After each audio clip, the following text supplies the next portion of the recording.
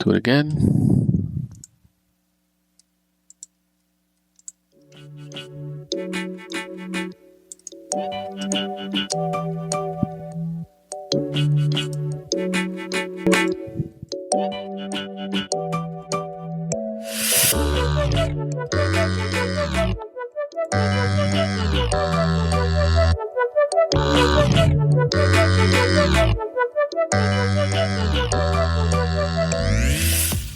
And welcome to Technology Tap. I'm Professor JRod. In this episode, we're going to talk about, again, the new CompTIA A Plus 1101 exam. Let's get to it.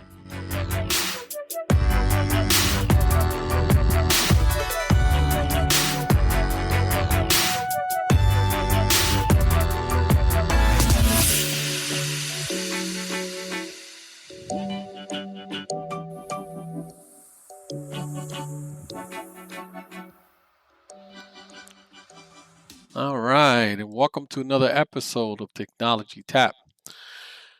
Guys, I really need a favor from everybody out there who's listening to this podcast.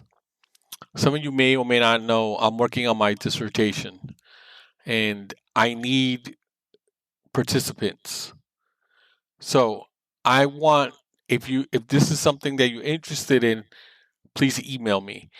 I want you guys to listen to the podcast of anything to do with A plus and kind of use it as a study guide. And when you finish listening to those, it has to be within a 4-week period. Email me and I will send you an A plus assessment exam. These exams I use all the time. They're really, really good. They will tell you if you're ready for the A plus exam. But if if you're gonna do that, email me at ProfessorJRod@gmail.com and tell me that you're interested in being part of my study. I'm trying to see if podcasting is a tool that we can use for learning. Can you actually learn from podcasting? That's basically what my dissertation is all about. So if you can help me, if you're interested, I would really appreciate it. Um, you get a gift if you help me.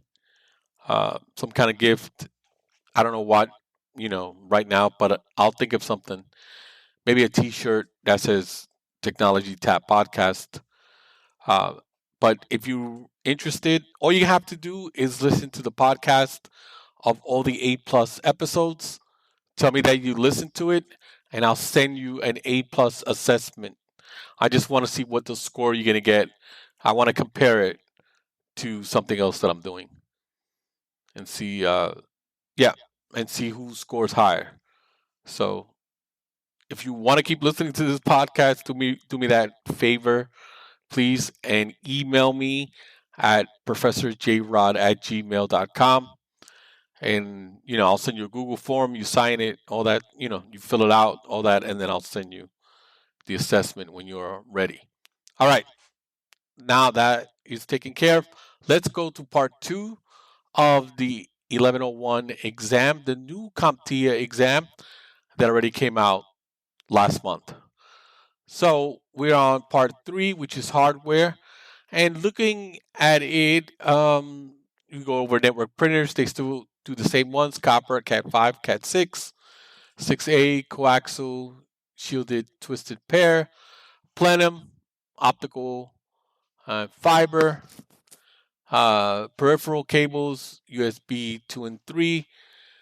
Video cables are all the same. Nothing changed that. Hard drive cables.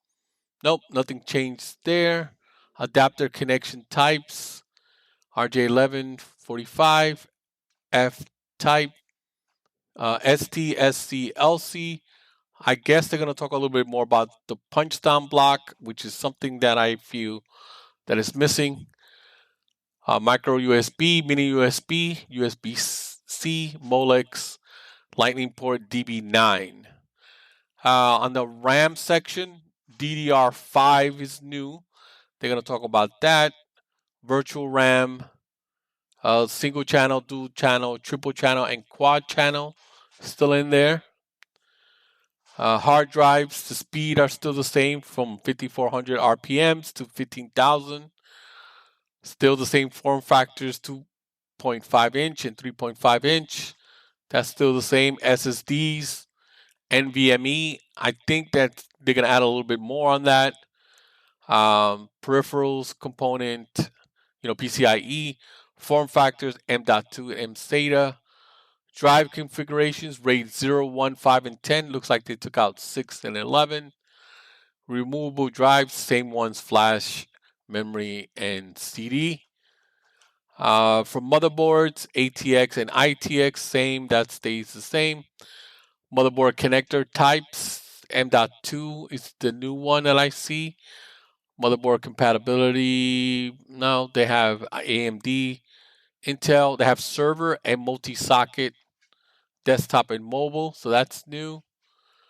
BIOS and UEFI, TPM, fan consideration, secure boot passwords. For encryption, still TPM, still hardware security module. CPU architecture, looks like they took out everything to do with 32-bit. It's going to be more focused on x64, single core, multi-core, multi-threading, virtualization. Cooling, same fan, heat sink, thermal paste, and liquid. For expansion cards, they have a new one, a captured card. That's new on the exam. Let's see what else they have. For power, same thing, redundant power supply, wattage ratings, 110 to 120 input, 220, 240 input. That's pretty much just stay the same. Multifunction devices, your printers. Looks like the same printers, laser, inkjet, thermal, impact printers, all the same. 3D printer. I think they're going to add a little bit more on the 3D printer in this exam.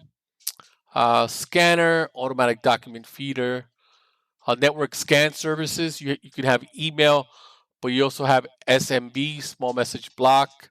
That's used for internal, like if you have a computer inside your house, and everybody's connecting to it, you're using SMB. Your configuration settings stay the same. Public and shared devices, that's new on this exam. Now we go to virtualization and cloud computing. Same, private, public cloud, hybrid, community cloud stays the same. Infrastructure as a service, software as a service, platform as a service is there. Cloud characteristics, now this is new. Shared resources, metered utilization, rapid elasticity, that's the same. High availability. File synchronization, that's new. Desktop virtualization in the cloud, that's new for this exam. What else? Summarize sandbox test deployment, application virtualization, resource equipment security requirements has stayed the same. Hardware and network troubleshooting. Let's see. They're going to do the troubleshooting, the 6-step troubleshooting methodology. That has not changed.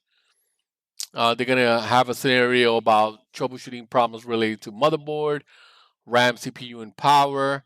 So no power on self-test, blue screen of death, black screen, no power, sluggish performance, overheating, burning smell, intermittent shutdown, which in my computer happens all the time. Grinding noise, capacitor swelling, that's new, and inaccurate system date and time. Given a scenario, troubleshoot and diagnose problems with storage, drives, and RAM. LED status indicators, grinding noise, clicking sounds, smart failure, missing drives in OS, data loss, corruption, RAID failure. That all seems like it's the same. Giving a scenario, troubleshoot video, projector, and display issues. Again, incorrect data source, physical cabling issue, burnout bulb, fuzzy image. This it looks like nothing has changed. Intermittent projector shutdown. That's if you leave it in too long, overheats. Or the fan is not working, overheats, shuts down. They have a scenario with a mobile device. Poor battery health. If you get a bad battery or an old battery, it's going to swell. Broken screen, improper chargers. Sometimes we don't use the manufacturer ones. We use those cheap ones that we get from Amazon. Liquid damage, overheating, cursor drift, and touch. When you have to calibrate those Android phones. Another scenario: troubleshoot and resolve printer issues. Line down the printer page, gobble print. That's the PCL. Toner not fusing to the paper. Paper jams, faded print. Paper not feeding. Finishing issues. Staple jams. Hole puncher. That's new. Incorrect page orientation, right landscape, and it came out horizontal. Give it a scenario, troubleshoot problems with wired and wireless network, intermittent wireless connectivity, slow network speeds, limited connectivity, jitter, poor quality over VoIP, port flapping, that's new, high latency and external interference, that's new also. So there's some new stuff. Then they also have in this. Maybe I'll post it. This on the exam objectives. This I'm getting directly off CompTIA. They have new terminology that they want you to know, but it doesn't seem like anything is really, really new. I'm very interested in talking to someone who actually took the 1101 exam just to find out, ethically, you can't really tell me what's in the exam, but you can see, you are allowed to say that it's very different from the old one. So if there's somebody out there who's taken both the 1001 and the 1101 and you want to be interviewed, email me, ProfessorJRod@gmail.com. Come on the show, come on the podcast, and see if you can tell us, like, hey, you would need to study more Internet of Things, or you need to study more about laser printers. There's more laser printed questions than before, or maybe 3D printers, right? You need to know a little bit more about 3D printers this time around. I would have greatly appreciated, and so would the fans. Uh, yeah. So once again, you can take both exams, the 1101 and the 1001, parallel until October. So both Pearson and CompTIA will give you both options when you sign up for the exam. So if you're still studying 1001, if you're one of my students from TIA and took my A plus class and studying for it, you can still take the 1001 until October. Then you must take the 1101. So, and again, if you still a TIA student and you still have a year, hasn't been a year since you paid for your class, you have a free retake. So you can always come back. And if, let's say, life gets in the way, in October you want to come, or November you want to come, we should have new PowerPoints for you by then. I think now they're going to stick with the 1001 until they actually force them to switch.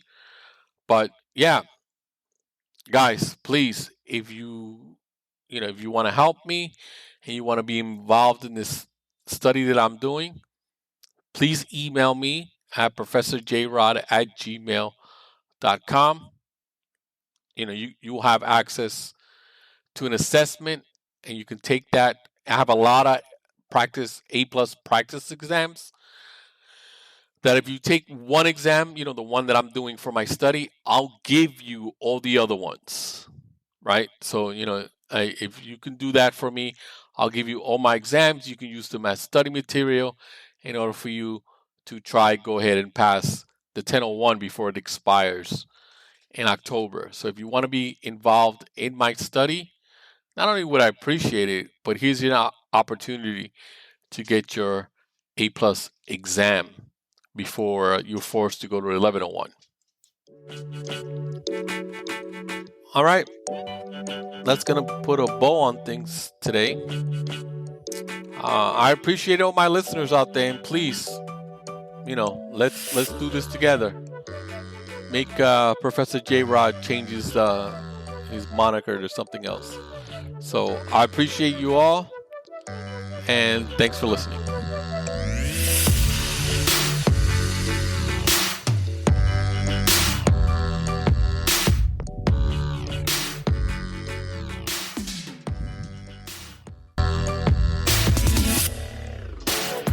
This has been a production of Little Chacha Productions. Art by Sarah and